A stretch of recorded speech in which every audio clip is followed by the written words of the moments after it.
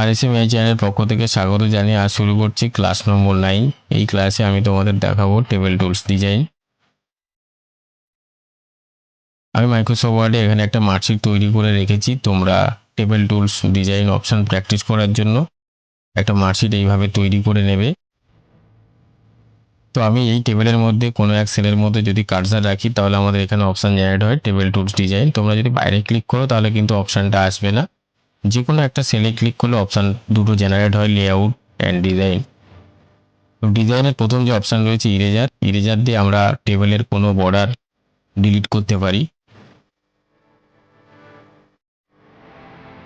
এইভাবে হচ্ছে টেবিলের আমরা ডিলিট করতে পারবো বর্ডার।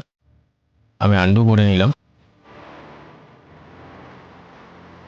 তারপর রয়েছে ড্র টেবিল দিয়ে আমরা টেবিলের মধ্যে এইভাবে বর্ডার ড্র করতে পারি।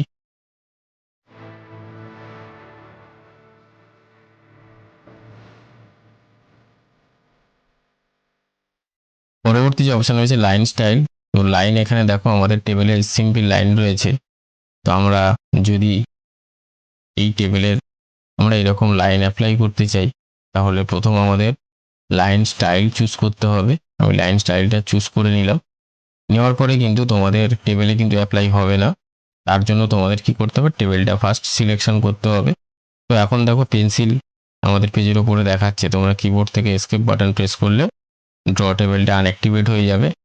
এইবার এসে আমরা কি করব, টেবিলের এইখানে ক্লিক করলে আমাদের পুরো টেবিলটা সিলেকশন হয়ে যাবে। নেক্সট বর্ডারে আসবো, এখান থেকে অল বর্ডারে অ্যাপ্লাই করলে তারপরে আমাদের পুরো লাইনটা টেবিলের উপর অ্যাপ্লাই হয়ে যাবে। আশা করছি তোমরা বুঝতে পেরেছো কিভাবে লাইন স্টাইল টেবিলের উপর অ্যাপ্লাই করবে। তো আমি আরও একটা এক্সাম্পল দিচ্ছি। জাস্ট এখান থেকে আসছি, ধরো আমরা চাইছি এরকম বর্ডার অ্যাপ্লাই করব, তাহলে বর্ডারটা নেবে। তো যখনই বর্ডার নেবে ওখানে ড্র টেবিল অপশানটা অ্যাক্টিভেট হয়ে যায় অটোমেটিক।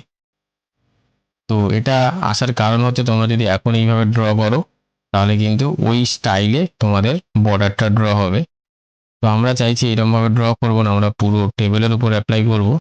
তো পুরো টেবিলের উপর অ্যাপ্লাই করতে গেলে জাস্ট কিবোর্ডে এসকেপ বাটন প্রেস করবে, তাহলে ড্র টেবিল অপশানটা চলে যাবে। তারপরে যদি টেবিল সিলেক্ট না থাকে তাহলে কি করবে, এখানে ক্লিক করবে, টেবিলটা সিলেকশন করবে, করার পরে বর্ডারে আসবে, আবার অল বর্ডারসে অ্যাপ্লাই করে দেবে। তাহলে এইভাবে হচ্ছে আমাদের টেবিলের উপর স্টাইল আমরা অ্যাপ্লাই করতে পারবো। কিছু কিছু সময় মনে হয় যে টেবিলের মধ্যে আমরা এই স্টাইলটা রাখবো, কিন্তু আউট যে বর্ডার রয়েছে এটা আমরা একটু অন্যরকম স্টাইল রাখবো। তো সেটাও তোমরা করতে পারো। তোমরা আসবে লাইন স্টাইল, এখান থেকে যদি মনে হয় যে আমরা আউট এইরকম লাইন ইউজ করবো, আউটের যে বর্ডার আউট বর্ডারটা রয়েছে, তো তখন কি করবো, এরকম স্টাইলটা চুজ করবে। করার পরে বর্ডারসে আসবে, তো অল বর্ডারে অ্যাপ্লাই করলে কিন্তু পুরো টেবিলের উপর অ্যাপ্লাই হয়ে যাবে। তো আমরা কি করবো, এখানে বর্ডারসে আসবো, এখান থেকে আউটসাইড বর্ডার্স অপশান রয়েছে, আমরা আউটসাইড বর্ডারে ক্লিক করলে আমার দেখো পুরো আউটসাইড বর্ডারটা অ্যাপ্লাই হয়ে যাবে। এইভাবে তোমরা ইন্ডিভিজুয়ালি একটা টেবিলের মধ্যে এবং বাইরে বর্ডার অ্যাপ্লাই করতে পারবে বর্ডার্সের মাধ্যমে। তো আশা করছি তোমরা বুঝতে পেরেছো কিভাবে বর্ডার অ্যাপ্লাই করবে। এখানে বর্ডার্সের মধ্যে অনেক অপশান রয়েছে, এগুলো তোমরা একটু ব্যবহার করে দেখে নেবে। টপ করলে কি হবে, একটা টেবিলের উপরে বর্ডার অ্যাপ্লাই হবে। যদি বটম করো তাহলে শুধু নিচের যে লাইনটা রয়েছে এই লাইনের উপর অ্যাপ্লাই হবে। তো এইভাবে আলাদা আলাদা করে তোমরা স্টাইল টেবিলের উপর অ্যাপ্লাই করতে পারবে। তো আমি এখানে সিম্পল বর্ডার অ্যাপ্লাই করছি। তো সিম্পল বর্ডারের জন্য আমি এইরকম প্লেন বর্ডার নিলাম। নেওয়ার পরে জাস্ট বর্ডারসে আসছি, এখান থেকে অল বর্ডার অ্যাপ্লাই করব, তাহলে আমার এরকম বর্ডার অ্যাপ্লাই হয়ে যাবে। পরবর্তী যে অপশান রয়েছে লাইন উইথ। এখন দেখো আমাদের লাইনের থিকনেস বা উইথ খুব কম রয়েছে। যদি মনে করো যে আমাদের লাইনটা একটু মোটা নেব, তো সেক্ষেত্রে কি করবে, এখানে আসবে, এখানে এসে জাস্ট এইরকম একটু বাড়িয়ে নাও, এখানে 3 পয়েন্ট করে নিলাম। নেওয়ার পরে ওই সেম একই ইস্যু আসবে, কিবোর্ড থেকে এসকেপ বাটন প্রেস করবে, তাহলে পেন্সিল চলে যাবে। তো আমার তো অলরেডি টেবিল সিলেকশন রয়েছে, আমি জাস্ট বর্ডারসে আসছি। আমি অল বর্ডারে করবো না, আমি করতে চাইছি আউটসাইড বর্ডারটা একটু মোটা করব। তাহলে আউটসাইড বর্ডারে এসে জাস্ট অ্যাপ্লাই করবে, তাহলে দেখো আমাদের লাইনটা আউটসাইড বর্ডার অনেকটা মোটা হয়ে গেছে। তো আশা করছি তোমরা ড্র বর্ডার্সের যে অপশানগুলো রয়েছে বুঝতে পেরেছো। পরবর্তী যে অপশন রয়েছে শেডিং কালার, তো শেডিং কালারটা যদি আমার মনে হয় যে আমরা উপরে যে হেডিংটা রয়েছে এই হেডিং এর ব্যাকগ্রাউন্ডে আমি একটা শেডিং কালার ইউজ করব, তাহলে শেডিং কালারে আসবে। এখান থেকে এরকম তোমরা কালার অ্যাপ্লাই করতে পারবে।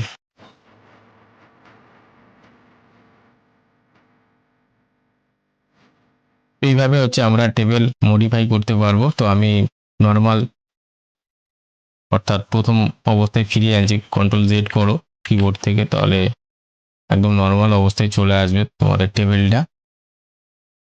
এখন যে অপশানটা রয়েছে টেবিল স্টাইলস, টেবিল স্টাইল হচ্ছে এখানে মাইক্রোসফট ওয়ার্ডে কিছু প্রিসেট তৈরি করা রয়েছে। তোমরা যখন কোনো একটা টেবিল কমপ্লিট কাজ হয়ে যাবে, তো হয়ে যাওয়ার পরে যদি মনে হয় যে আমরা এই প্রিসেট আমাদের টেবিলের উপর অ্যাপ্লাই করব, তো সেক্ষেত্রে তোমরা অ্যাপ্লাই করতে পারো।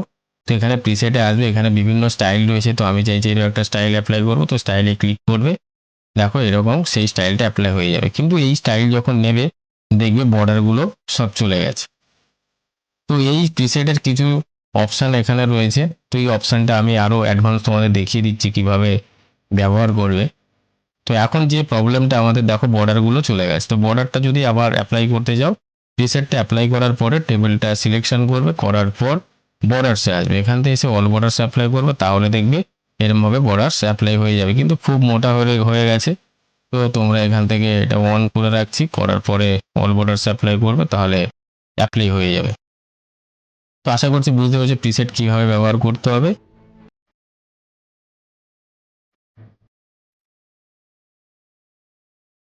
তোমরা যদি চাও যে প্রিসেট আমরা নিজেরা বানিয়ে নেব, তাও তোমরা বানিয়ে নিতে পারো। প্রিসেট কিভাবে বানাতে হবে আমি তোমাদেরকে দেখিয়ে দিচ্ছি। আর এখানে যে অপশানগুলো রয়েছে প্রিসেট বানাতে গেলে এই অপশানগুলো আমাদের খুব দরকার। তো টেবিল স্টাইল অপশানে চলে আসবে, এখানে টেবিল স্টাইলে এখানে ক্লিক করবে, করার পরে অপশান যে রয়েছে নিউ টেবিল স্টাইল, জাস্ট এটাতে ক্লিক করো। এইখানে তোমরা যে টেবিল স্টাইলটা চুজ করবে বা বানাবে তার নাম এখানে দিতে পারো। তো আমি টেবিল স্টাইল 5 দিয়ে দিলাম। স্টাইল টাইপ টেবিল, এটা এখানে রেখে দাও টেবিল। আর style based on, table normal করে রাখো।